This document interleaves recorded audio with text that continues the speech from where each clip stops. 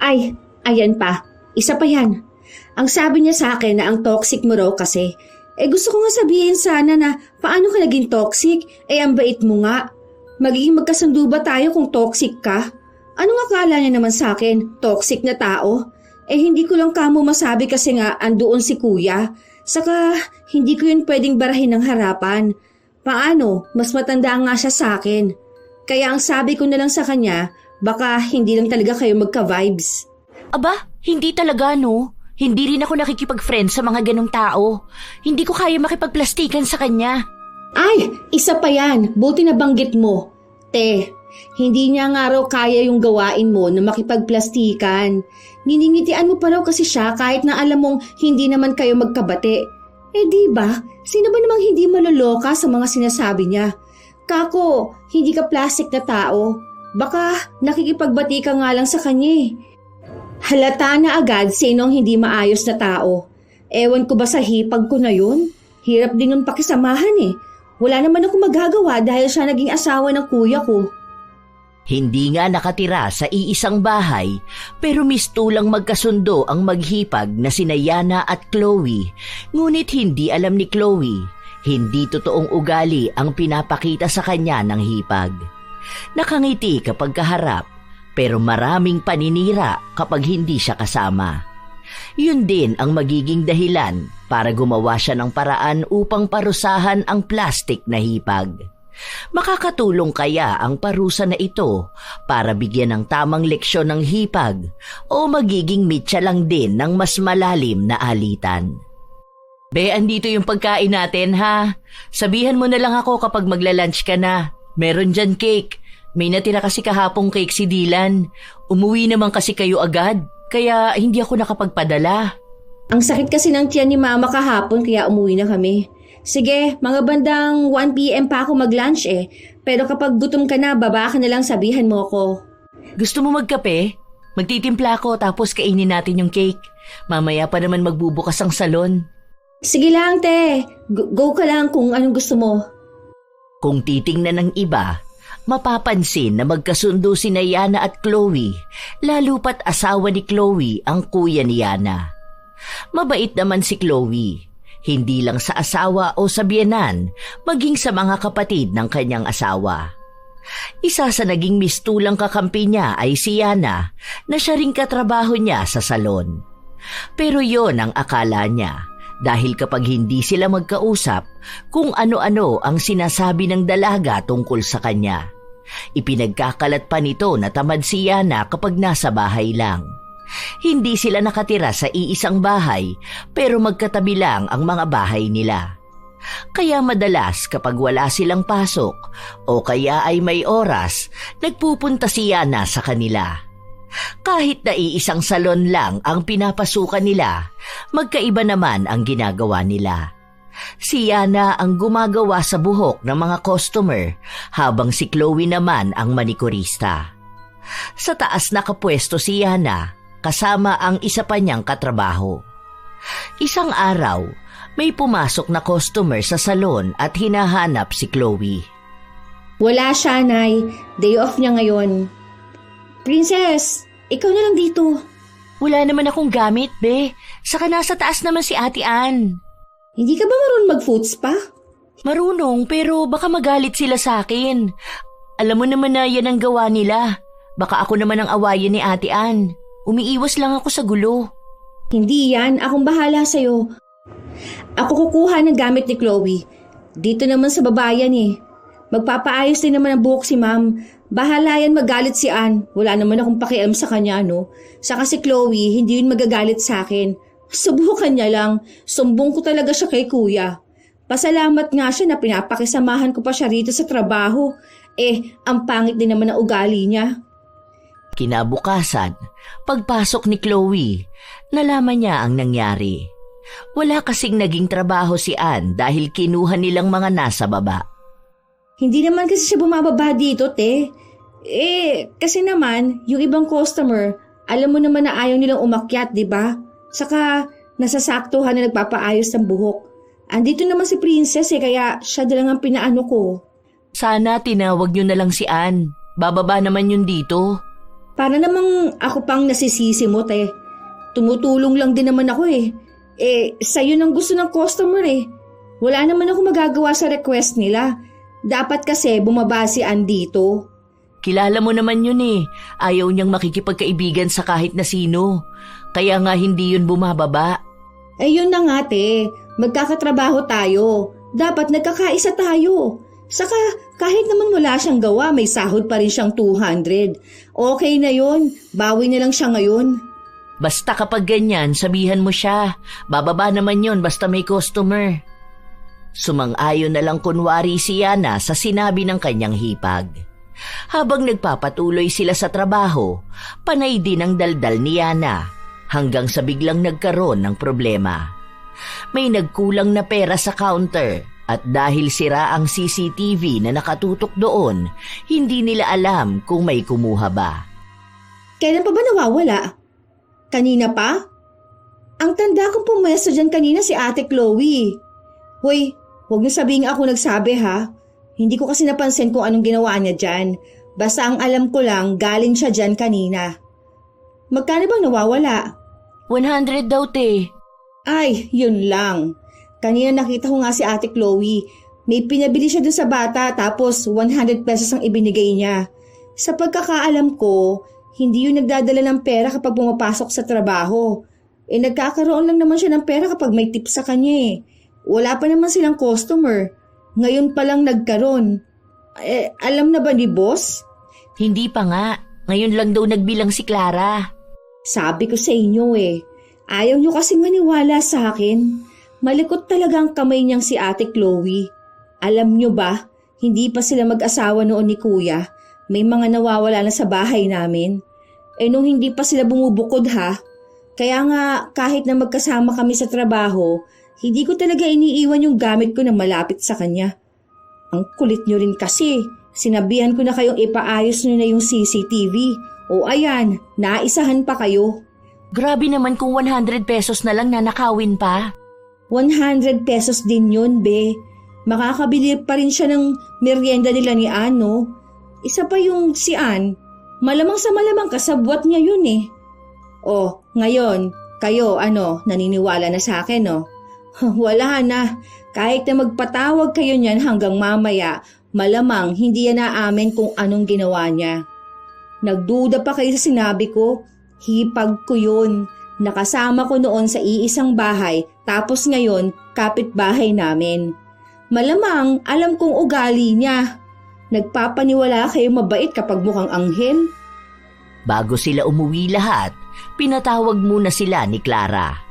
Hindi pa rin nakakaabot sa kanilang amo ang nawawalang 100, pero para hindi sila mapahamak lahat o magkaroon ng sisihan, ay si Clara na lang ang nag-abono ng 100. Wala ring nagsabi kay Chloe na siya ang pinaghihinalaang kumuha ng pera. Sadyang may mga parinig lang na parang may pinatatamaan na isang tao. Pero ang mga salita na yon ay hindi sinalo ni Chloe dahil kilala niya ang kanyang sarili. Alam niyang wala siyang ginawang mali. Bago sila umuwi, naghintay pa si Chloe sa kanyang hipag na naglilipat pa lang ng gamit. Uuwi na kami ha. Ingat kayo sa pag-uwi. Sana naman bukas pagpasok walang mawala rito. May CCTV naman. Wala naman sigurong mawawala. Baka bukas makita na rin yung 100. Mamaya kasi nahulog lang yun.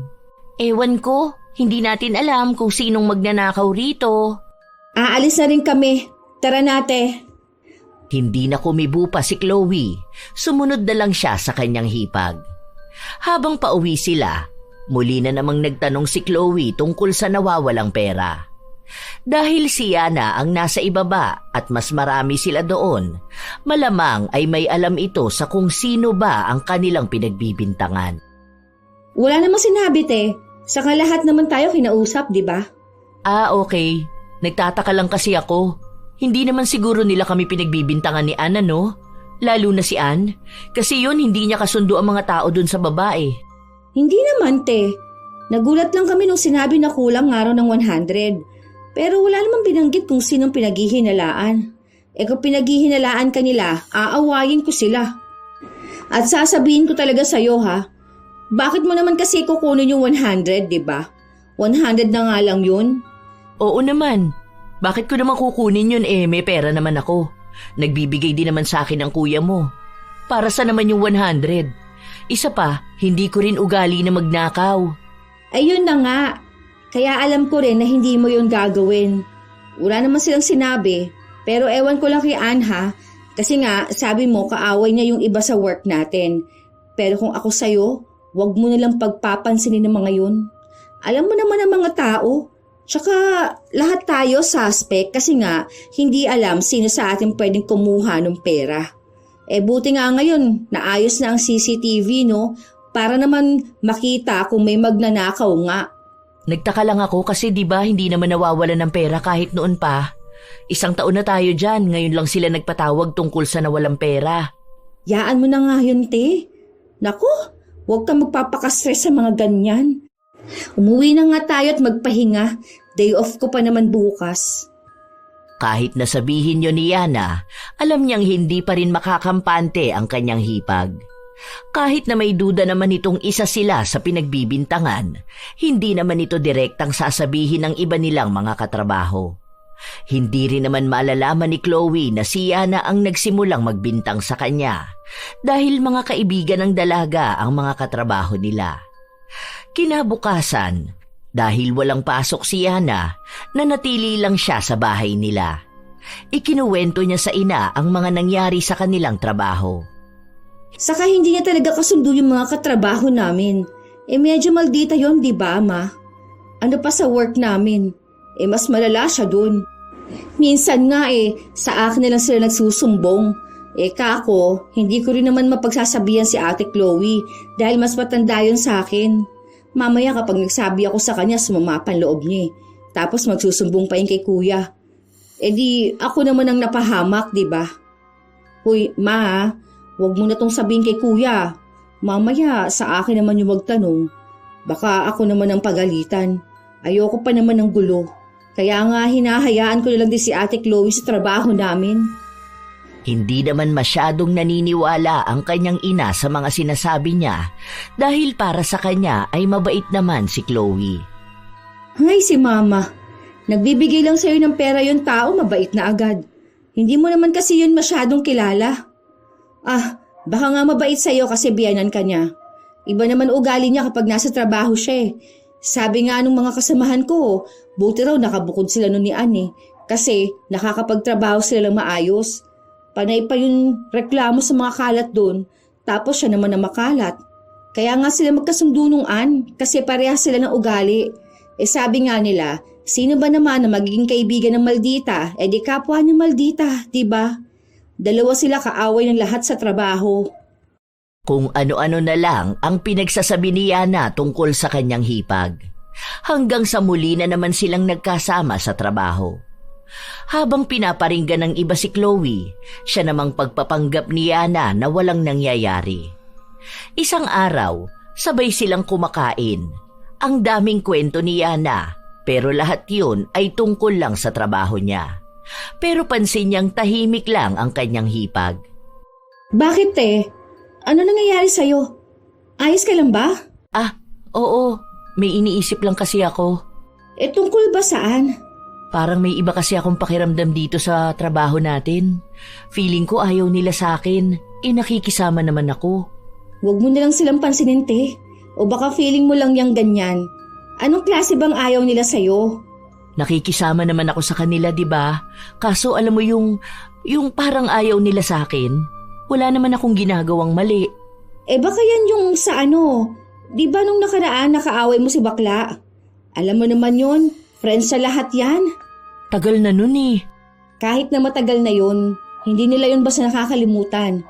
Lalo na kapag mga bakla, naku, mga mapagtanim yan sila ng sama ng loob Hanggat wala ka namang ginagawang masama, wala kang dapat ikatakot. Alam mo yung mga ganyang klase ng tao, mga wala lang yung magawa sa buhay. Kung aawayin ka nila, ano naman, di ba? Hanggat nandito ako, may kakampi ka. Huwag mong pagpapapansinin ng mga yan. Salamat, Yana. Bala ko na kasing mag-resign Alam mo yung feeling ko kasi ang bigat ng pakiramdam ko. Kahit kasi anong pakisama ko sa kanila, parang lahat sila nagawan ko ng mali.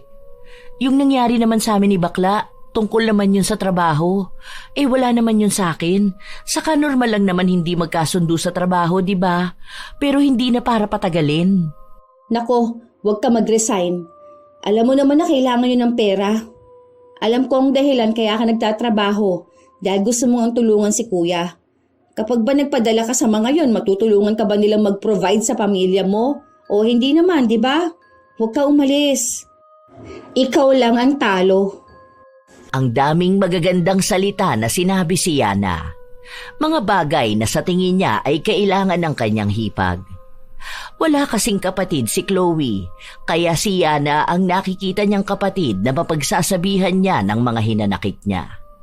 Malaki ang tiwala niya rito, lalo pat kapatid ito ng kanyang asawa at maganda naman ang pinapakita sa kanya. Ni minsan din ay hindi sila nagkaroon ng pagtatalo. Habang abala sa trabaho si Chloe, abala rin ang hipag niyang magpakalat ng mga maling kwento tungkol sa kanya. Ewan ko ba dun? Ang sabi niya pa na kayo ang dahilan kapag nag-resign siya. Baka kamo sabihin niya tinatamad na siya, no? At gusto niyang kuya ko na lang ang bumuhay sa kanya. Ang galing naman niya, di ba? Ay, ano yun? Magpapakaprinsesa siya sa bahay nila. Porket ba, isa pa lang anak nila? Oh, bakit naman pati kami nadamay? Nagpaparinig kasi kayo sa kanya. Ang sabi ko nga sa kanya, wag na lang kayong pansinin. Baka kamo natatamaan kasi siya ng mga parinig namin. Ewan ko ba dyan sa hipag mo? Ano bang nagustuhan dyan ng kuya mo? Magnanakaw na nga ng 100 pesos, wala pang ibang ginawa kundi pumuna ng iba. Kanina dumaan siya Pinuna ba naman yung mga tuwalya? Sabi niya bakit daw hindi pa yun isampay. Nakita na nga niyang lahat kami may ginagawa Narinig ko nga yun kanina. Hindi ko na nga lang din pinansin. Ako kasi, sa totoo lang, umiiwas ako sa mga ganitong awayan namin. Baka kasi kapag nagkagulo kami, alam mo yun, asawa niya si kuya. Malamang kapag yun nagsumbong sa kuya. Hindi na ituloy ng dalaga ang sinasabi niya matapos na marinig na may pababa mula sa itaas. Paglingon niya, si Chloe yun. Ang kaninang daldala nila ay naging tahimik dahil bumaba ang pinag-uusapan nila. Saan ka pupunta, ate? Lalabas lang ako saglit. May pinapaabot sa akin ng kuya mo. Ewan ko, sabi niya nag-order daw siya ng kape para sa akin. Saglit lang ding lumabas si Chloe. Pagpasok niya sa loob, isang mamahaling kape lang ang bitbit niya. Isa lang pala binili ng kuya mo. Sabi ko isabay ka na Hati na lang tayo. Hindi na, te. Okay lang ako. May kape naman akong pwedeng itimpla dyan. Sa'yo yan Enjoy mo na lang yan. Deserve mo naman yan at pagod ka rin ngayon. Naghintay talaga si Yana na umakyat ang kanyang hipag. Matapos na masigurado na nasa itaas na nga ito, doon lang siya muling nagsalita. Kita mo yun? Ang mahal ng kape na pinabili sa kuya ko, no? Akala mo anak ng mayaman Para namang hindi siya nagkakape ng 3-in-1. Payag ganun, hindi ka man lang binilan. Gusto pa kayong magkahati. Hoy, kaya ko rin bumili ng ganun, no? Bakit pa ako makikihati?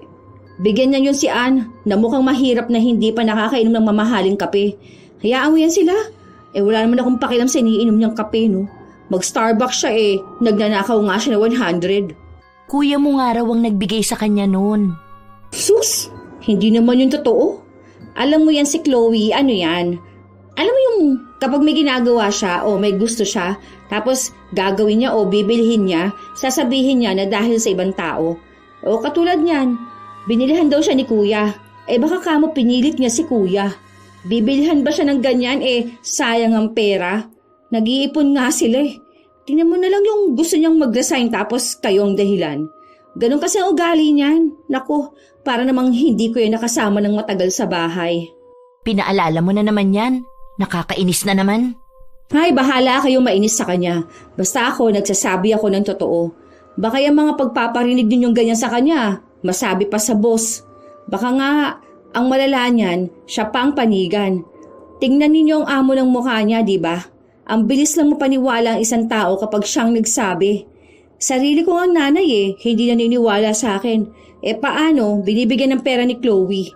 Alam mo naman mga matatanda, konting pakita lang ng bait, akala nila mabait na talaga. San ba kasi nakilala ng kuya mo yang si Chloe?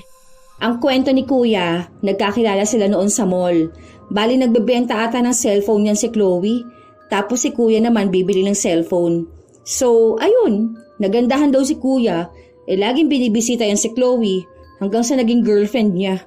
Isipin mo yun, 1 month pa lang sila ni kuya nag-live-in na agad sila. Oh, buti na lang pinakasalan din siya, no? Buti hindi nagalit ang mga magulang niya na nakipag-live-in siya. Ilang taon siya nun? Wala naman mga magulang yan eh. Lumaki yan sa ampunan. Siguro mga 19 siya nung naging sila ni kuya. Tapos 20 siya nung nagpakasal sila. 2 years pa bago sila nagkaroon ng anak. Tingnan mo, halata sa kanyang wala siyang magulang kasi wala nagdisiplina sa kanya. Ewan ko ba dun kay kuya? Mahal na mahal niya rin yan eh. Ang tamad kaya niyan sa bahay nun. Naalala ko nung buntis yan. Nakikitira pa sila dun sa bahay. Tapos palagi yung nakaupo lang. Tapos minsan dinadalhan pa yun ng kuya ko ng pagkain sa kwarto niya. Aba, buti na lang talaga sinasabihan ako ni mama na tanggapin na lang siya at pakisamahan. Kung hindi ko lang yan hipag, baka nga hindi ko yan kakausapin dito sa trabaho, no? Wala din naman kasi akong choice. Kung ano-ano na lang din ang pinagsasabi ni Yana tungkol sa kanyang hipag. Pero lahat naman ng yun ay kabaliktaran. Hanggang sa lumipas pa ang ilan pang mga araw. Dahil walang pasok si Chloe, siya na naman ang naging tampulan ng usap-usapan sa kanilang trabaho. Si Yana kasi ang nagbibigay ng balita tungkol sa kanya at gustong-gusto nila kapag si Chloe ang topic dahil kahit na anong masasakit na salitang sabihin nila ay hindi nakakarating dito. Kaya nga konti lang ang pumapasok na customer sa atin, di ba? Paano? Hino-home service na niya. Mas mahal kasi tapos mas buo pa yung bayad sa kanya. Malaki din ang tip sa kanya, no? Buti may mga nabibili siyang gamit niya. Binili? Gaano ka naman ka-sure na binili niya? Sabihin mo, baka ipinuslit niya. Ay, totoo ba? Bakit hindi mo isumbong? Hindi pwede yung ganun.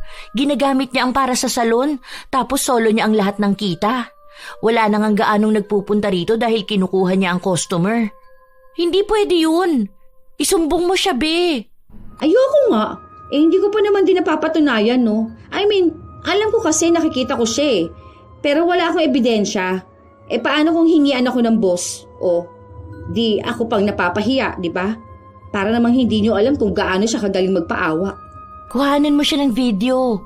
Paano naman? Nakikita ko lang naman yung kinuha niya kapag nasa bahay na siya. Paano kung sabihin niya binili niya yun? O mamaya ako naman ang awayin ng kuya ko. Asawa niya yun. Kahit anong sabihin nun, paniniwalaan niya. Tapos sa huli, okay lang si Chloe. Tapos ako ang kawawa. Kaya nga pinakikisamahan ko na lang siya kahit na ayoko. Sa bagay, may point ka naman. Kawawa ka naman. Ang hirap pa naman makisama sa ganong klase ng tao. Sinabi mo pa. Basta yun ang alam ko. Minsan kasi kahit na may alam na tayo, hindi tayo pwedeng basta nalang magsasabi. Dahil yung mga ganyang tao kay Chloe, magagaling yung mga yan. Sa halip na sila ang mahuhuli, ikaw pang mababaliktad sa huli. Basta ako, sinabi ko na sa inyo, kaya pwedeng kayo na rin ang magbantay sa kanya. Dahil sa sinabing yon ni Yana, nagkaroon ng paghihigpit sa kanilang trabaho. Mula pagpasok at paglabas nila, kailangang ipakita kung ano ang laman ng kanilang bag. May listahan din silang ipapakita pagpasok at kung ano ang nadagdag paglabas nila. Kung may naidagdag, kailangang isulat kung saan yon galing. Kung customer ang nagbigay, dapat ay may ebidensya na sa customer nga galing. Nung una, wala namang problema kay Chloe dahil handa naman siyang ipakita kung anong laman ng kanyang bag. Pero pansin niyang parang sa kanya lang sobrang higpit. Dahil kahit sa maliliit na bulsa niya ay hinahalungkat. Sinabi niya yon sa kanyang hipag. Ganon din naman sa akin, te.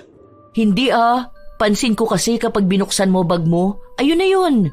Kapag ako naman bubuksan ko bag ko, pati ata napkin ko pinaghihinalaan pa nila. Bakit pala ganon na sila kahigpit? Di ba dati wala namang ganon? Para daw walang nakakapaglabas ng gamit. Bakit? May naglalabas ba ng gamit? Hindi ko alam. Basta narinig ko lang parang may mga nawawala ata. Lalo na yung mga madaling maibulsa. Kaya ayun, naghigpit na nga. Lahat naman tayo niyan apektado. Sa halip na pauwi na lang tayo, kailangan pang ipakita. Baka sanay lang tayo na maluwag sila. Alam mo naman, ibang mga negosyante, di ba? Minsan, bigla na lang nagkakaroon ng rules. Kaya wag mong isipin na ikaw lang, te. Lahat kaya tayo. Nakumbinsi naman ni Yana ang kanyang hipag na wag nang masyadong isipin ang mga ganong bagay dahil baka sarili niya lang ang binibigyan niya ng problema. Kahit na tunay naman ang kutob ni Chloe na dahil sa kanya ang naging pagbabago ng patakaran. Hanggang sa dumating ang araw na itinigil din nila ang ganon. Kaya mas lalong nainis ang iba nilang mga katrabaho dahil hindi pa rin nila nahuhuli ang ginagawa ni Chloe na pagpupuslit ng mga gamit. Hindi rin naman nila masabi sa kanilang amo dahil kahit sa CCTV wala silang makita. Sa lahat pa naman ay bantay sarado nila si Chloe. Tibay ng hipag mo, be. Ang galing magtago, ano? Sabi ko sa'yo hindi nyo yan mahuhuli kahit na anong gawin nyo. Kilala ko yan nung nakaraan nga, diba? Sabi ko panay siya reklamo. Feeling niya kasi pinagkakaisahan na siya ng mga tao rito. Ang sabi ko na lang, baka naman iniisip niya lang na ganun, diba? Dahil totoo naman na walang may inggit sa kanya para siyang pag-initan. Sinabi niya yun? Ang kapal naman ng mukha niya. Bakit naman maiinggit sa... Hindi na naituloy ni Princess ang sasabihin niya dahil bumaba si Chloe. Oh, bakit ang tahimik niyo naman dito? Naistorbo ko yata ang usapan niyo. Hindi naman, te. Tungkol lang naman sa promo, pinag-uusapan namin. Kanina pa yun, paulit-ulit lang. Pinababa kasi ako ni Ann, meron daw customer. Kaso, nagpapariban pa yata. Oo, te. Wait mo na lang, pinapabanlawan pa yung buhok Pagtapos na dito ka na. Sige, balik ako. Kuha lang ako ng gamit. Nandyan pala si boss. Wala na kasi kaming foot-soak liquid. Para sana ihanda ko na yung tubig, magpapainit na ako. Sabihin na lang namin, te ha. Lumabas ata saglit. Umakyat na rin agad si Chloe. Nakiramdam muna sila bago muling nagpalitan ng mga komento. Sabi sa inyo feeling ko kaya mabilis maubos yung foot soak dahil inuuwi niya. Pwede yung ilagay sa baunan ha. Lalo na kung tapos naman na siyang kumain. O tapos kapag uwi ng bahay sa kanya, isasalin. Tapos hugasan niya. Talino, di ba? Agad naman din niyang napaniwala ang kanyang mga katrabaho. Dahil doon, sa tuwing nanghihingi si Chloe ng gamit, iniisip nila na kaya yun mabilis na nauubos dahil nag-uuwi siya. Sa mga sumunod na araw, iba pa rin talaga ang pakiramdam ni Chloe sa kanyang mga katrabaho. Hindi niya lang madirekta ng tanong ang mga ito dahil minsan ay nginingitian naman siya ng mga ito. Kapag kay Yana naman siya nagtatanong, wala naman itong sinasabi sa kanya. Hanggang sa isang araw, wala si Yana sa trabaho at maagang umuwi si Chloe. Bakit Ano nangyari? Ang aga mo naman yata. Nagsarado ba na maaga ang salon? Hindi, umuwi na lang muna ako. Paano? Nakasagutan ko yung si Princess. Naiinis ako sa ugali niya. Ang sabi ko magpapalit na nga kami ng nipper kasi nga mapurol na yung gamit namin. Baka kako kasi makasugat kami ng customer. Siyempre kapag nangyari yun sa amin magagalit. Tapos damay pa yung trabaho namin, di ba? Ang sinabi ba naman sa akin, wag ko raw gamitin sa labas yung nipper. Kapag customer daw sa salon, yun lang daw. Tapos nagsagutan na kayo? Oo, hindi ko naman kako nilalabas yun. Ano bang akala niya sa akin? Meron akong nipper dyan, bagong bili ko lang yung mga yun. Kung iniisip niya na galing sa salon ng gamit ko, baka gusto niyang ipakita ko sa kanya ang mga resibo ko. Mga gamit ko lahat yun. Binili ko sa Shopee yun. Saka ano bang inaano niya sa akin yung mga hino-home service ko naman, mga matatagal ko na yung customer. Baka naman hindi ganun ang ibig niya sabihin, te. Hindi naman sa kinakampihan ko siya ha. Kasi hindi ko naman alam ang totoong nangyari. Saka hindi na uso ngayon ang kampihan. Kapag nalaman ko na lang din yung side niya, saka ako magsasalita. Hindi rin naman ako naghahanap ng kakampi. Umuwi na lang muna ako kasi naiinis talaga ako sa kanya. Hindi ko alam kung anong problema niya sa akin. Wala naman kami napag-awayan. Saka nakita niya bang nag-uwi ako ng gamit? Kahit siya pa maghalughog ng bag ko. Basta ayaw kung kumampi kahit na kanino. Tama siguro, te, na umuwi ka na muna. Baka mamaya lumala pa ang away nyo. Huwag mo na lang siguro siyang pansinin bukas. Hindi ko naman sila pinapansin dahil nagtatrabaho lang naman ako. Isa pa, hindi naman siya ang hinihingan ko ng nipper. Bakit siya ang sumasagot? May customer na nga siyang kinukulayan. Pasalamat siya hindi ako pumapatol sa ganon. Nakakahiya din kasi sa ibang customer na makakarinig sila ng awayan sa loob ng salon. Ang bigat pa sa negosyo ng ganon. Tayo na nga lang magkakasama ng matagal, nag-aaway-away pa ng ganyan, di ba? Huwag na yan. Malapit na nga ang Christmas party natin. Tapos may mga samaan kayo ng loob. Hindi naman ako sasama. Ay, bakit? Sumama ka, te. Sayang naman yung mga raffle doon. Swerte ka pa naman sa mga ganun. Hindi ko alam. Nahihirapan naman kasi ako sa mga kasama natin sa trabaho. Alam mo naman na hindi ko kaya makipagplastikan sa kanila, di ba? Gusto ko kapag may problema sila sa akin, sabihin nila. Hindi yung basta na lang sila magpaparinig tapos maiinis sa akin kahit na wala naman akong ginagawa sa kanila. Prangkahin na lang sana nila ako. Sus, wag mong isipin yung mga ganung tao, te. Hayaan mo lang sila. Magpakasaya ka lang. Gusto na ulit pumasok sa trabaho ni Yana para makausap ang kanyang kaibigan dahil alam niyang marami na naman itong masasabi sa kanya. Kinabukasan, hindi pumasok si Chloe, kaya naging malaya na naman silang siya ang pag-usapan. Pagpasok pa lang ni Yana, binungaran agad siya ng kwento ni Princess. Halata nagigil pa rin ito sa naging pagtatalo nila ni Chloe. Alam ko na yan. Sinabi niya sa akin. Loko ka rin kasi pinatulan mo pa. O ano ka ngayon? Sabi sa'yo magaling magmanipula yun eh. Pamilya nga namin, kampi sa kanya eh. Nung hinanapan ka ng ebidensya, wala ka maipakita, di ba? Buti hindi mo sinabi na akong nagsabi sa inyo. Hindi ah. Bakit ko naman sasabihin yun? Di napahamak pa ang source namin, di ba? Kakagigil talaga kahapon. Gusto ko pa nga sana siyang abangan kapag uwian na para kumprontahin eh. Kaso duwag, umuwi ba naman agad? Tapos ngayon hindi siya papasok? Ayos siya.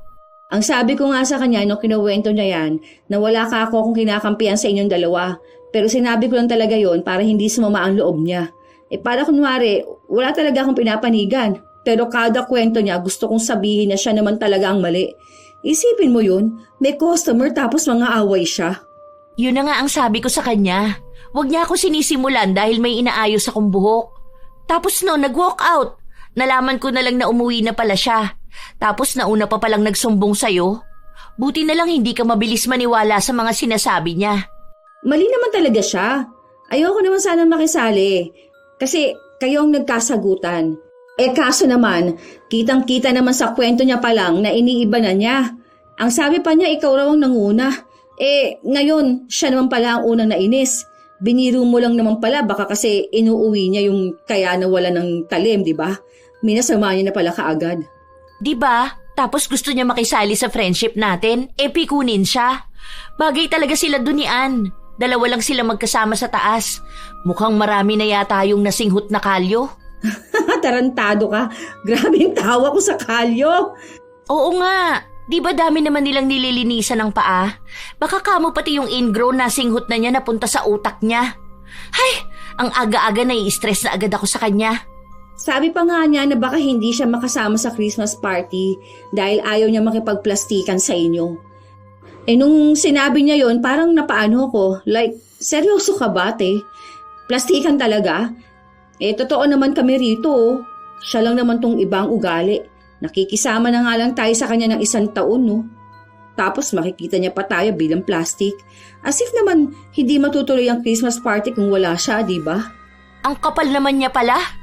Okay lang, no, kahit wag na siya magpunta. Hindi naman siya hahanapin. Akala mo kung sino? Baka akala niya boss siya na magbibigay ng bonus. Pinagtawanan lang nila si Chloe.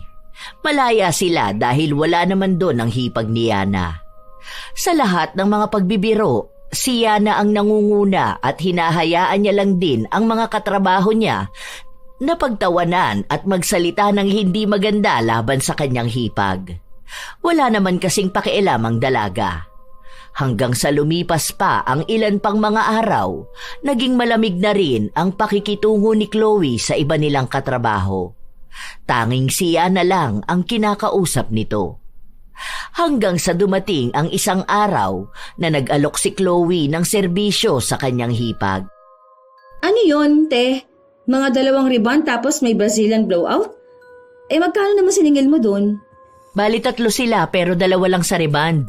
Tapos yung 2 reband may Brazilian. Tapos yung isa, kulay plus Brazilian. Nakapackage kasi yan sila ng 3.5. Yan isa kasama na yung sa foot spa. Akin naman lahat ng gamot tapos hati tayo ng trabaho. Tapos ibabawas lang natin yung sa gamot then hati na tayo sa kikitain. Kailan yan, te? Sige, okay lang sa akin. Bukas sana. Mag-absent ako bukas? Off mo, di ba? Sige, mag-chat na lang ako. Huwag mo sabihin sa kanila na ako ang kasama mo, ha?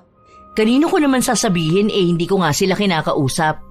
Okay lang yan, hindi naman kita isasama kapag nag-post ako. Yan ba yung sinasabi mo na regular customer mo? Oo, umuwi kasi yung asawa niya galing barko eh. Tapos ayun, magbabakasyon yata sila. Kaya bago ang bakasyon, magpapaayos sila ng buhok at mga kuko. Ang dami nila, hindi ko naman kaya yun mag-isa. Naisip ko na isama na lang kita para may kitain ka rin. Malaki rin magbigay ng tip ang mga yun. Baka nga magbigay pa yun ng chocolate sa atin. Mababait kasi yung mga yun eh. Yun, yan ang gusto ko. Salamat eh. Sakto, pwede ko na itabi ang pera dahil malapit na ang Pasko. Sa mga oras na yon, silang dalawa ang magkakampi. Dahil mas magkakapera si Yana kung sasama siya sa kanyang hipag. Naging maayos naman ang lahat. Totoo nga ang sinabi ni Chloe dahil malaki din ang perang bigay sa kanila. Nagkaroon pa sila ng mga bagong damit galing sa ibang bansa. Nung bumalik na sila sa trabaho, balik na naman si Yana sa paninira sa kanyang hipag. Wala naman akong magawa kasi si kuya ko naman ang nagsabi sa akin na tulungan ko nga raw yung asawa niya. Binigyan ka naman ba ng pera? Mahirap din yung ginawa mo ha. Ikaw pa malamang nagplansya ng buhok ano? Oo, ako naman gumawa lahat no. Nagpatulong lang ako kapag babanlawan na yung buhok. Siyempre, alam nga namang ako pa rin, di ba? Napasma naman ako nun. Ang baba nga ng bigay niya sa akin eh. Kung pumasok ako, baka doble pa ang kita ko. O, eto ha. Hindi ko naman to sinasabi para siraan siya. Kilala niyo naman ako. Hindi ako basta nagsasalita ng mali sa ibang tao. Pero yun lang pansin ko. Ang offer niya kasi sa akin, malaki ibibigay niya. Hindi ko naman alam na wala pang 2K. Diyos ko mga te, ano naman gagawin ko sa pera na ganun? Isang upuan ng customer ko lang yun. Ang laki ng kita niya doon. Malamang baka nasa mahigit 10K yun. Sabi niya mahal daw ang gamot eh. Kinukuha nga lang niya yun. Ewan ko, saan niya naman nakuha yung pang-reband? Hoy, hindi sa akin ha. Ano naman gagawin ko doon kung magnanakaw ako? Magkano lang yun eh. Dapat hiniritan mo pa. O kaya nagsabi ka ng dagdag nung ando ng kuya mo. Yoko nga. Baka magalit pa sa akin si kuya. Iisipin nyo na nagbigay na nga sa akin yung asawa niya. Sinasabi pa naman na palagi na mabait ang asawa niya. Weh, mabait ba yung ganun?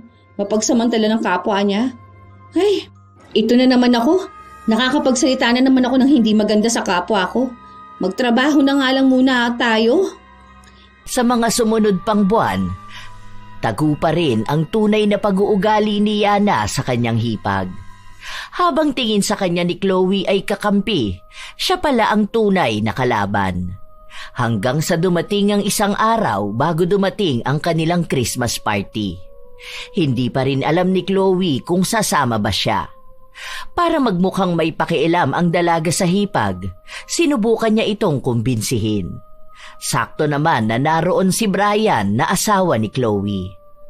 Yun na nga kuya, ako na nga nagsasabi sa kanya na huwag niyang pansinin yung mga yun. Pwede naman siya mag-enjoy. Sayang naman yun no, minsan na nga lang sa 1 taon. Ang inaalala niya kasi sino ba yun? Princess? Bakit? Ano bang meron kay Princess? Nasabi ko naman na sa'yo, di ba? Yun pa rin bang issue niyo tungkol sa nipper? Akala ko ba tapos na yun? Wala naman na rin nasasabi sa akin si Princess. Baka kasi hindi niya lang sinasabi sa'yo dahil alam niyang maghipag tayo. Minsan kasi ang bigat talaga ng pakiramdam ko kapag nandyan sila. Alam mo yung parang grabe na yung katoksikan. Pero kung talagang ayaw mo, wag mo nalang pilitin. Ikaw na lang magsabi sa boss nyo. Baka naman gawan pa nila ng issue ang ate Chloe mo doon. Hala, sayang naman pala yun kuya. Pero sa bagay, tama naman din. Baka kasi hindi ka rin maging masaya doon kapag ganyan. Sige, ako nilang bahala magbantay doon. Kapag pinag-usapan ka nila, aawayin ko talaga mga yon. Hindi naman yung ganyan. Baka naman dalawa pa kayong magkaroon ng kaaway sa trabaho nyo. Siyempre naman kuya, kakampi ako kay ate Chloe. Subukan lang talaga nilang magsabi ng masama sa kanya, yari sila sa akin. Ang bait na nga ni ate. Isipin mo yon, hindi niya pinapatulan ng mga yon. Ako nga diba, noon dati may nakasabunutan pa ako dun. Buti siya, tinanggal, hindi ako. Kaya huwag ka matakot ako ang kakampi mo. Ito talaga masyado kang palaaway. Hindi ganyan. Pwede kayong maging magkakampi pero huwag kang mananakit ng iba. Saka ayoko rin na magkaroon kayo ng samaan ng loob sa isa't isa. Paano kayo lang yung nasa baba? Kayo ang mas matagal na magkakasama. Hindi katulad namin ni Anna, nasa taas kami, pwedeng hindi makihalubilo sa inyo. Saka magkakaibigan kayo doon. Ayoko namang ipakita na parang dahil maghipag tayo, sa akin ka nalang kakampi palagi. Kaysa naman awayin ka nila, di ba? Buti nga wala akong ibang naririnig Naku, talagang babarahin ko sila. Hanga nga ako sa'yo ate. Kasi isipin mo yun, nagagawa mo pa rin pakisamahan yung mga ganong tao. Pero kasi si Princess, okay naman siya sa akin. Yun ang sinasabi ng ate mo. Okay nga raw kayo ng Princess, saka parang BFF mo na ron. Kaya lang mukhang mainit ang dugo sa kanya kahit na di naman niya alam ang dahilan.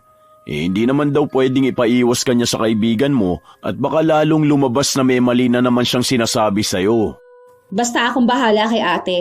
Hindi rin naman ako papayag na may sasabihing masama sa kanya ang iba, no? Kapag may sinabi silang masama kay ate, parang siniraan na rin nila ang pamilya natin. Yon ang hindi pwede sa akin. Rambulan talaga. Baliw ka talaga. Pero salamat ha. Kung hindi dahil sa inyo ni Ann, baka matagal na akong umalis sa work ko. Ano ka ba? Sino pa ba magtutulungan dito kung di tayo-tayo lang? Magkakampi tayo, te. Huwag ka mag-alala. Yan sila mga katrabaho at kaibigan ko lang. Ikaw, kapamilya ko. Magaganda ang mga salitang lumalabas sa bibig ni Yana, kaya kuhang-kuha niya ang tiwala ng kanyang hipag. Hindi niya lang kasi sinasabi yun. Minsan ay pinapakita niya rin na handa niyang kalabanin ang mga tinuturing niyang kaibigan sa trabaho para lang sa kanya. Pero sa likod nun ay si Yana ang nagsisimula ng paninira sa kanya. Hanggang sa sumapit na ang Christmas party. Dalawa lang ang wala, sina Chloe at Ann. Dahil doon, tila ba sila ang naging sentro ng usapan. Sinasabi nila na masyadong paimportante ang dalawa.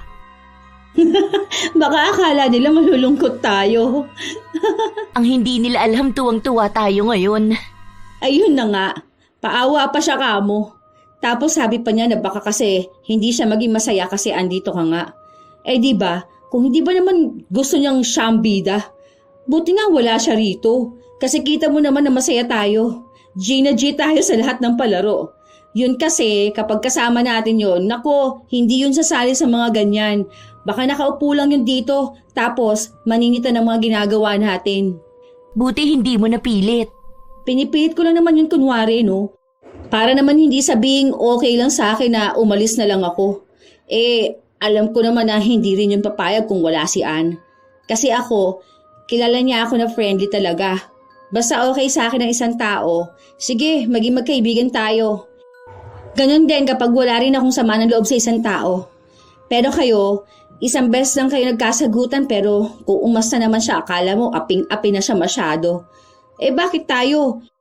Di ba nung nakaraan, nagkasagutan din tayo dahil dun sa isang customer na mali yung kulay na nailagay mo sa buhok? Pagkatapos nun magkaibigan na ulit tayo. Ganun lang naman yun. Kung may di pagkakaunawaan sa trabaho, hanggang doon na lang. Hindi naman natin kailangan personalin lahat.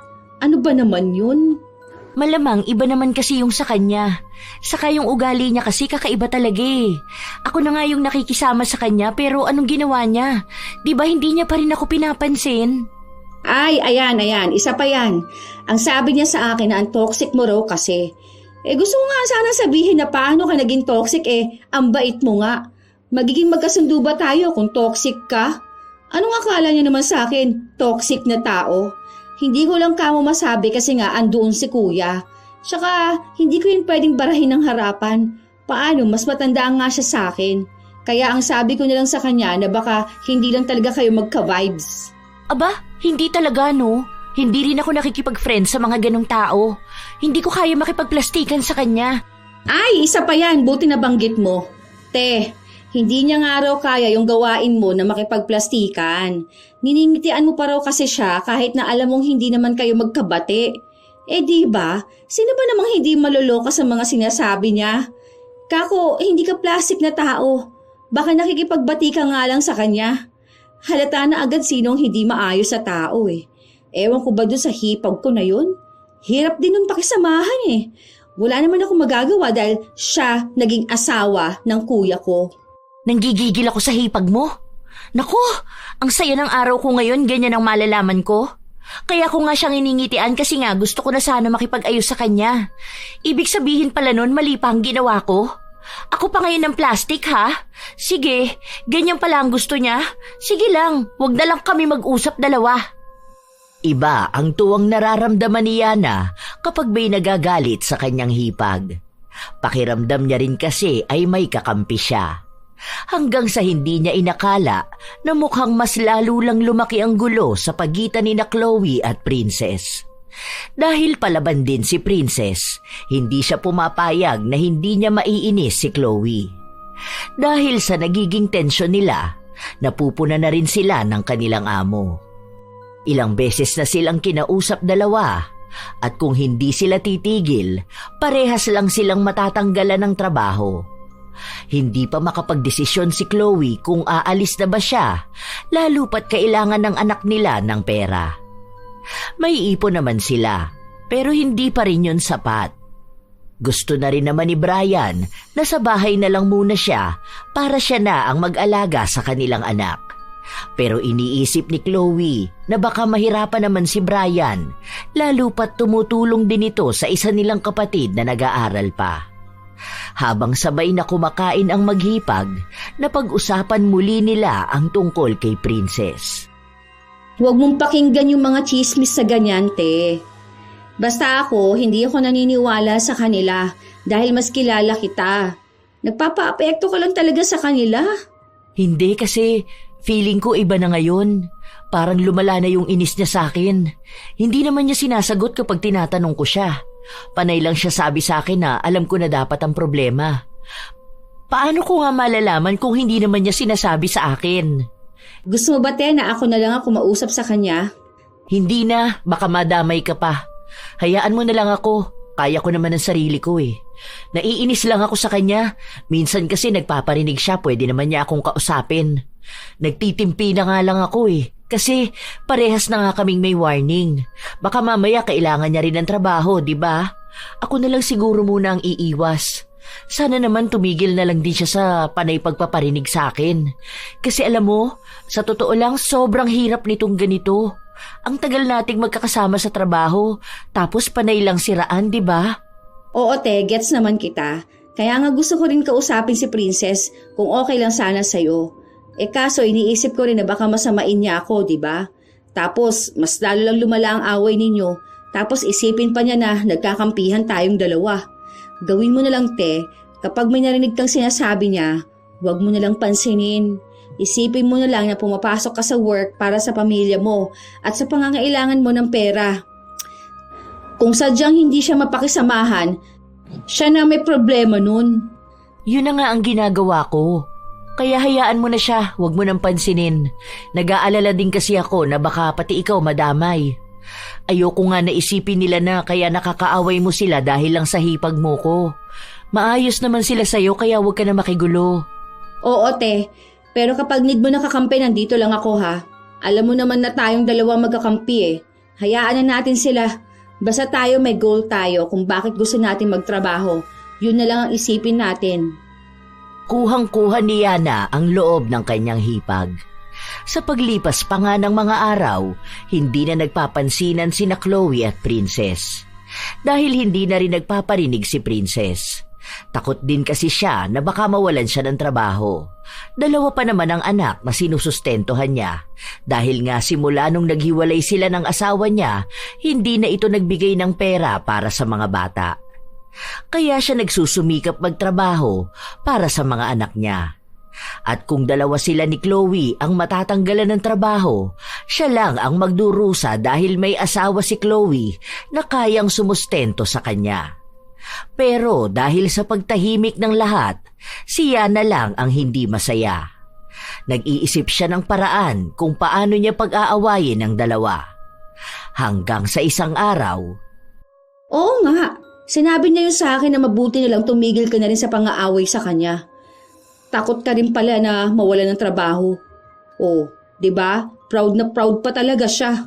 alam mo, pinipigilan ko na lang talaga ang sarili ko, be. Pero mukhang hindi na ngayon. Yari sa akin mamaya yan pagkatapos ng trabaho. At least kapag nasa labas na kami, hindi kami papagalitan ni boss. Huwag muna ngayon, be. Paano ko naman kayo aawatin yan? Bukas na lang, total day off ko. Bahala ka na makipagsagutan sa kanya. Katulad nga ng sinabi ni Yana, nagkaroon muli ng tensyon ang awayan ni na Princess at Chloe. Nabalitaan niya na lang na nagkasagutan ng 2 nung umuwi na si Chloe. Galit na galit ito kay Princess. Dahil yun ang gulo na nais ng dalaga, nagpunta siya sa bahay ni na Chloe para makibalita. Day off ko lang, te. Nagkagulo na kayo.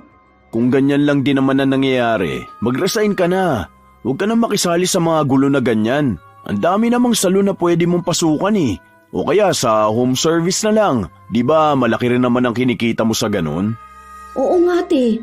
Tama naman din si kuya. Kesa naman ganyan na stress ka masyado, di ba? Hayaan mo na yun si Princess. Hindi rin naman kasi nun naiintindihan pati sarili niya. Kaya nga siya iniwan ng asawa niya dahil ganun ang ugali niya, di ba? Ang hindi ko maintindihan, bakit sa akin niya sinisisi yung nawawalang 100 noon? Naiinis ako! Sa dami ba naman ang pwede niyang ibintang sa akin yung pagiging magnanakaw pa? Ano naman ang gagawin ko sa 100 pesos? Pero ito, Teha, ako, ayoko naman sana magkwento kasi baka nga lumala lang yung awayan ninyong 2. Hindi ko na lang sinabi sa'yo, pero pinagtanggol naman kita.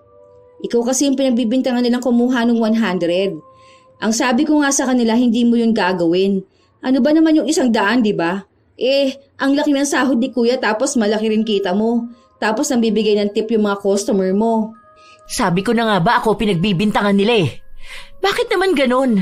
Ang tagal ko na dyan, kahit na magkano wala namang nawala. Ako na nga ang nagpresenta nung una na magbayad ng 100 para matigil na yung sisihan eh. Pero hindi naman ibig sabihin nun na ako yung nanguha. Yun lang ba yung issue niya sa akin? Yung 100? Para maging ganyan siya? Hindi ko na alam kung ano pang issue niya sa'yo, te.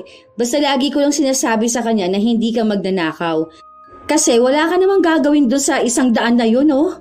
Oh, meron na palang ganyang nangyayari, bakit hindi mo pa sinabi sa ate mo? Natatakot lang kasi ako, kuya. Kahit naman itanong mo kay ate Chloe na kapag may nakaalitan kang isa doon, halos lahat na sila kaaway mo. Oo, kaya nga sabi ko kay Yana, hayaan na lang niya ako. Saka kahit naman hindi niya sabihin, ramdam ko naman na ako ang pinagbibintangan nila eh. Basta alam ko sa sarili ko na wala ako masamang ginagawa. Problema na nila yon kung masama ang tingin nila sa akin. Huwag ka nang pumasok bukas, hayaan mo na sila doon. Tago ang tuwang nararamdaman ni Yana. Alam niyang nagtagumpay siya pero may halo pa ring panghihinayang dahil hindi na nila maiinis si Chloe.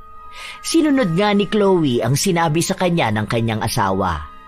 Dahil doon, araw-araw na siya na ang nagiging usapan sa loob ng salon. Dahil wala naman na siya doon, malaya na silang pag-usapan si Chloe ng paulit-ulit. Tanging si Yana ang nagbibigay ng balita tungkol sa kanya. Nakablock nga ako ngayon sa social media niya. Ewan ko ba dun? Akala niya ata importante siya sa akin. Hindi niya alam na makakakuha din ako ng balita. Ikaw ba naman ang magsasabi sa akin? Pero ngayon, alam ko may bago siyang papasukan trabaho. Diyan sa 377 Salon, ewan ko lang kung tatagal siya dun. Ay doon ba? andun yung friend ko na isa. Ay, baka yun pa ang susunod niyang makakaaway. Sasabihan ko na pala sila doon. Baka mamaya bigla na namang may mawala sa pera nila doon o kaya mga gamit nila. Akala ko ba gusto niya ng home service na lang siya? Baka kasi ubos na yung mga gamit niya. Hindi naman pwede na ako ang kukuha nun para sa kanya, di ba? Galing naman niya. Ano, sisirain ko sarili ko para lang meron siyang gamit pang food spa? Buti ngayon okay lang din sa kuya mo na walang work ang asawa niya. Wala naman yung magagawa. Basta sinabi ng asawa niya, Uy, okay ka lang ba? Biglang sumakit ang puson ko. Meron ka ba ngayon? O baka magkakaroon ka na? Hindi katatapos ko lang last week. Saka hindi naman sumasakit ang puson ko kapag nagkakaroon ako Parang alam mo yung tinutusok-tusok? Ganon. Baka sa UTI din. Hindi ka ba nahihirapan umihi?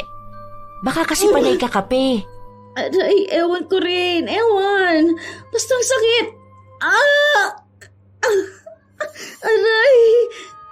Ang akala ng dalaga ay madadaan niya sa pag-inom ng gamot ang sakit ng kanyang puson hanggang sa umabot sa punto na hindi na siya nakakapasok sa trabaho. Nagpunta na rin siya sa ospital para magpatingin. Wala namang nakita na problema sa kanya. Isang araw, kahit na masakit ang kanyang puson, pinilit niya pa ring pumasok. Dahil alam niyang kapag hindi niya yun ginawa, papalitan siya sa pwesto at baka kailanganin niyang maghanap ng bagong papasukan na trabaho. Hoy be, okay ka lang ba talaga? Ako na nga dyan. Natatakot yung customer sa'yo. Napaso mo na kaya siya? Baka mamaya masunog pa buhok niyan, maireklamo pa tayo. Huwag ka na lang muna kayang pumasok kung hindi ka pa naman pala okay. Hindi yan.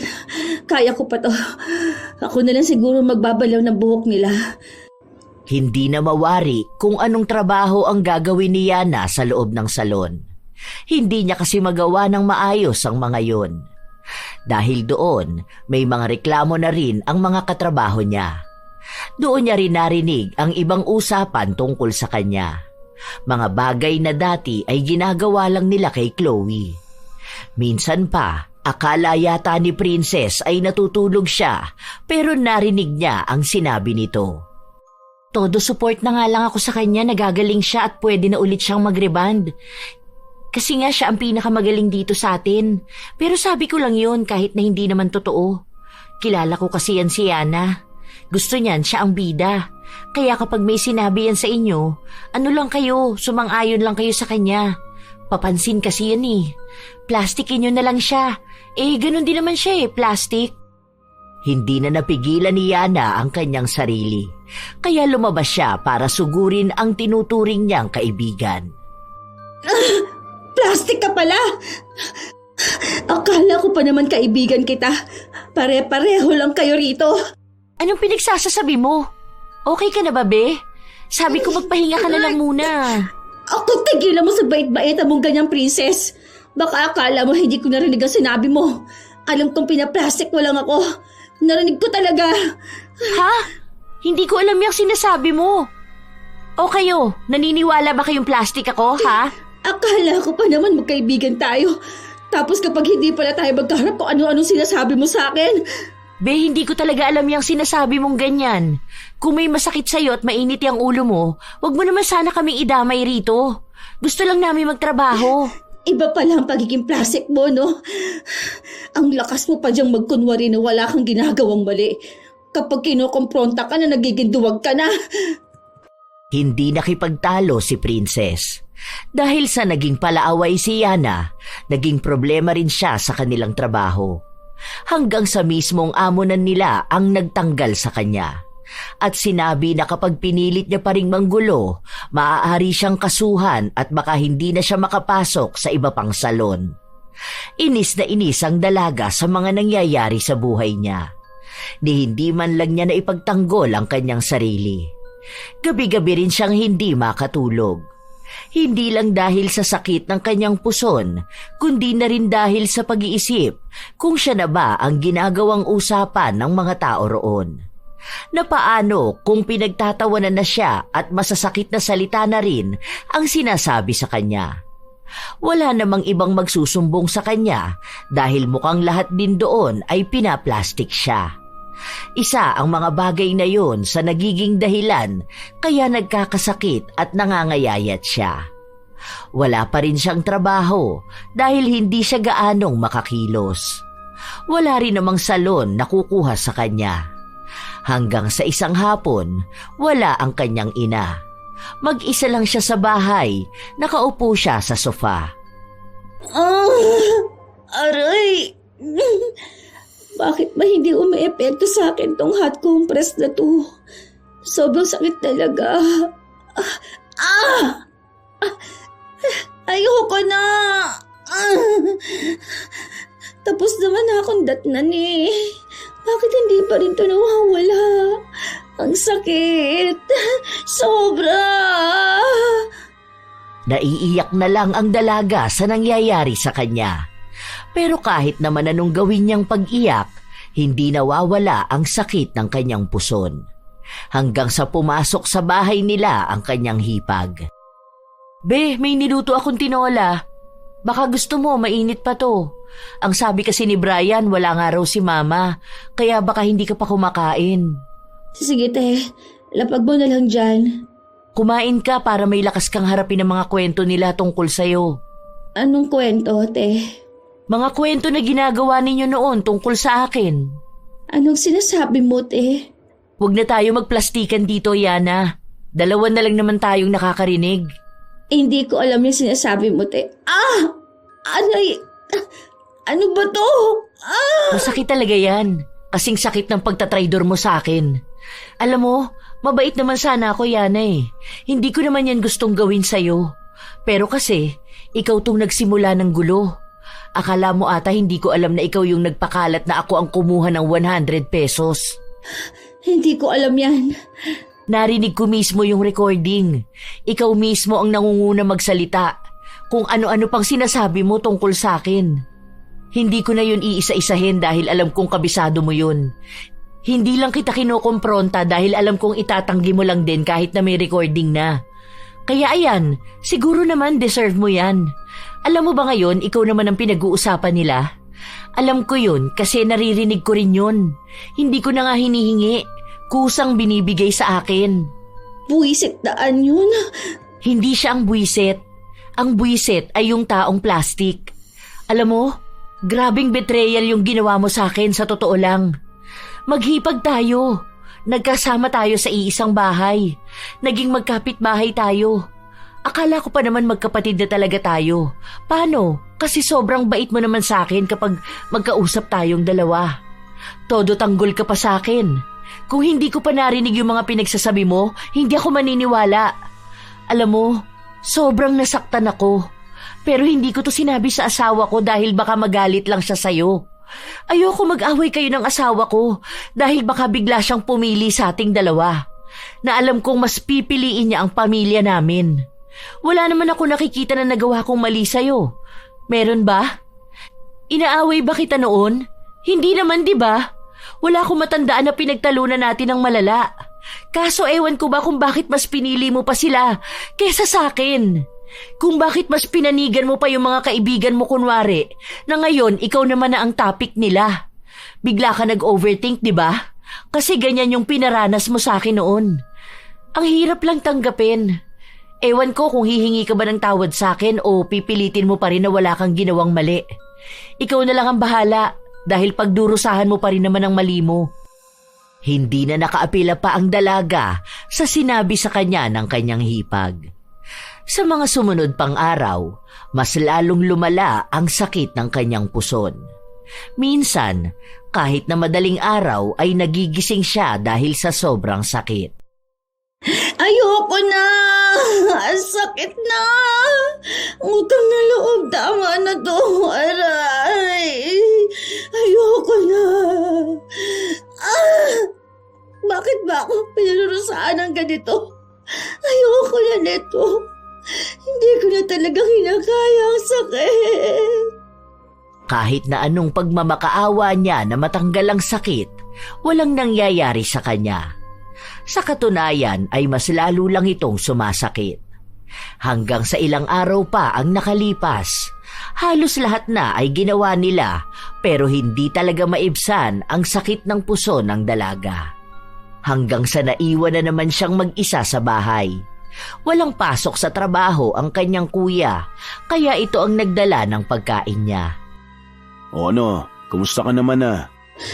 Sobrang sakit pa rin talaga, kuya.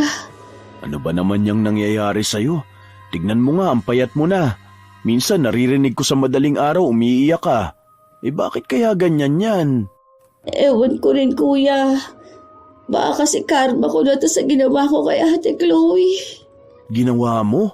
Ano bang ginawa mo?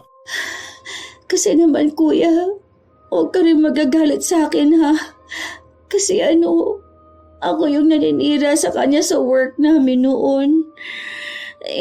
Tama nga naman siya. Yung mga naging kaibigan ko nang gusto ng kasiraan ng iba, yun din ang sisira sa akin. Nalaman ko na lang din na pinaplastic din pala nila ako. Ay nako, yan ang nga bang sinasabi namin sa'yo noon, di ba? Na hindi lahat ng kinakaibigan mo talagang magiging kaibigan mo. Yung iba kaya lang gustong maging kaibigan para may kasama silang manira ng ibang tao. Ngayon na wala na silang makuha sa'yo, ikaw naman ang magiging topic nila. Sa dami ba naman ng tao ang Ate Chloe mo pa? Ang bait niya sa'yo. Yun na nga, kuya. Hindi ko naman alam kung paano ako hihingi ng tawad kay Ate Chloe. Ang laki ng kasalanan ko sa kanya. Imbis na tulungan ko siya at ipagtanggol sa mga tao na pangit ang tingin sa kanya, ako pa itong nagpapasimuno. Sorry, kuya. Pasabi din kay Ate Chloe na sorry. Promise, pangako ko talagang hindi na ako uulit na maging plastic. Hindi ko na siya aawayin. Alam ko na talaga kung ano ang mali ko.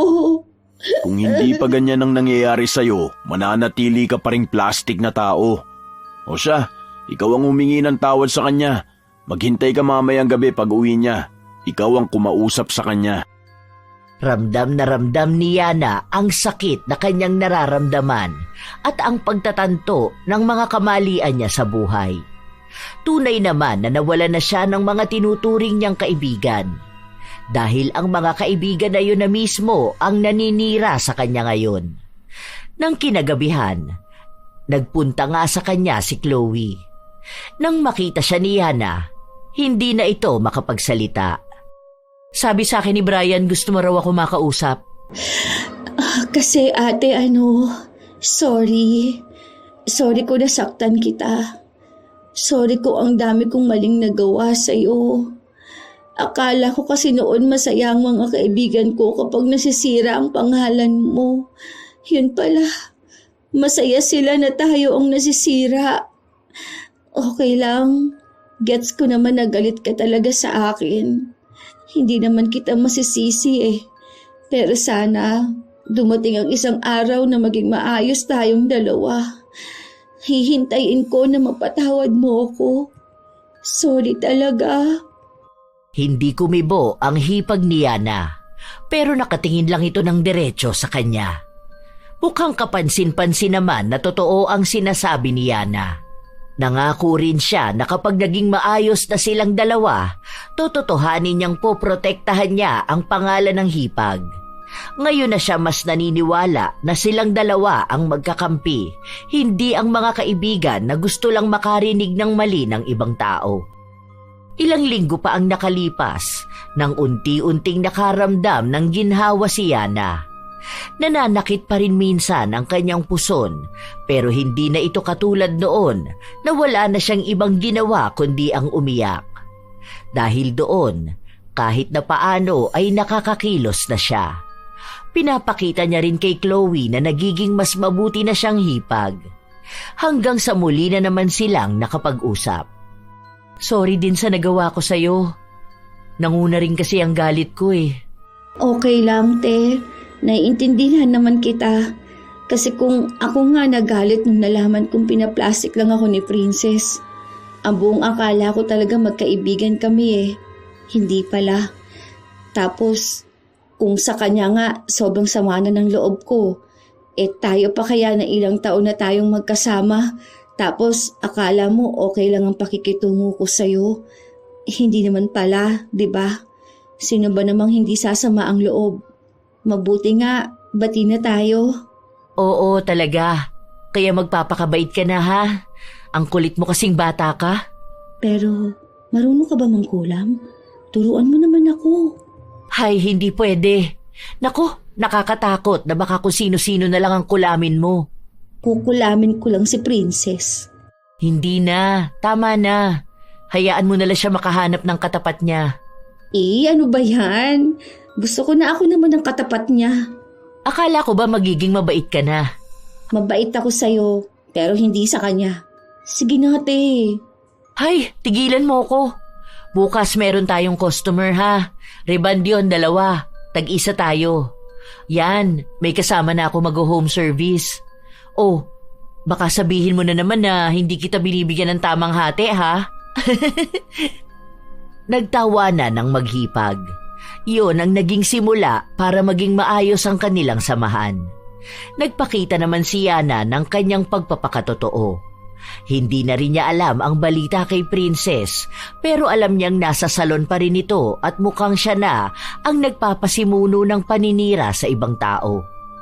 Wala nang pakialam doon si Yana dahil para sa kanya, mas masaya na naging maayos na silang dalawa ng kanyang hipag. Parehas silang kumikita sa paraan na alam nila. Mas lalo silang nagiging magkasundo. May mga pagtatalo pero hindi na uuwi sa awayan. Minsan pa, nangungulit si Yana na turuan siya ni Chloe na mangulam pero hindi ginagawa ng kanyang hipag, lalo pat hindi ito magandang gawain. Sadya naman na may mga taong plastik. Mga tao na 2 ang mukha. Mabuti kapag kaharap mo at masama naman ang sinasabi tungkol sa'yo kapag nakatalikod ka. Ganito ang mga taong sanay magsuot ng maskara. Mga taong mabait sa harap mo, pero may ibang kulay kapag nakatalikod ka na. Ang pagiging plastic ay hindi lang nakakasira ng tiwala, kundi pati ng pagkatao. Dahil sa sobrang pagnanais na magustuhan ng lahat o makisama, nakakalimutan na nilang maging totoo. Pero ang katotohanan, mas magaan sa pakiramdam ang pagiging tapat kaysa sa pagpapanggap. Tunay naman na mahirap sabihin ang totoo, ngunit mas mainam naman ito kaysa maging plastic. Maging taong may isang mukha, hindi yung iba't ibang ugali, depende sa kung sino ang kaharap.